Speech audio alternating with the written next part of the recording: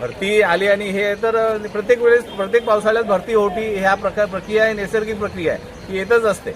त्यामुळे त्याचं हे कारण नाही आहे. प्रशासनाने ह्याची योग्य ते काळजी घेतलेली नाही, त्याच्यामुळे ही पूर परिस्थिती निर्माण झालेली आहे. तत्कालीन नगराध्यक्ष यांच्या देखील घरामध्ये पाणी शिरलेलं आहे. आता मी तर काय पाहिलं नाही, पण अध्यक्षांच्या घरात पाणी तत्कालीन म्हणजे डॉक्टर उज्ज्वला मॅडमच्या त्यांच्या घरात त्यांनी पण स्टेटमेंट दिलेली अशी माझी माहिती आहे. तर माननीय उज्ज्वला काळे मॅडमकडे कधी असं पाणी जात होतं उंटारापर्यंत जात ह्याच्यापर्यंत वरांड्यापर्यंत जात होतं, परंतु ह्यावेळेस घरात पाणी घुसलेलं आहे. त्याच्यावरून आपण समजा काय ह्यावेळेस काही उपाययोजना झालेली नाही, नियोजन झालेलं नाही.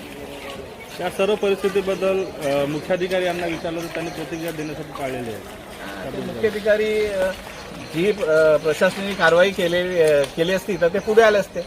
या अर्थी त्यांनी ही मान्सूनपूर्वची तयारी करायला पाहिजे होती, ती केली नाहीत.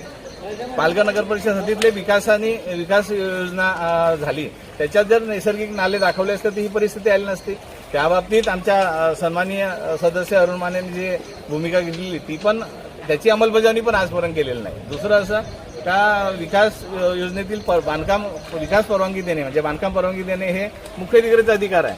त्यांनी प्रत्यक्ष साईट व्हिजिट देऊन अस्तित्वात नैसर्गिक नाले डिपीमध्ये नसतील तरी अस्तित्वात नैसर्गिक नाले असतील ते सोडून बांधकामाला परवानगी द्यायला पाहिजेत, पण तशी पण कारवाई झालेली नाही.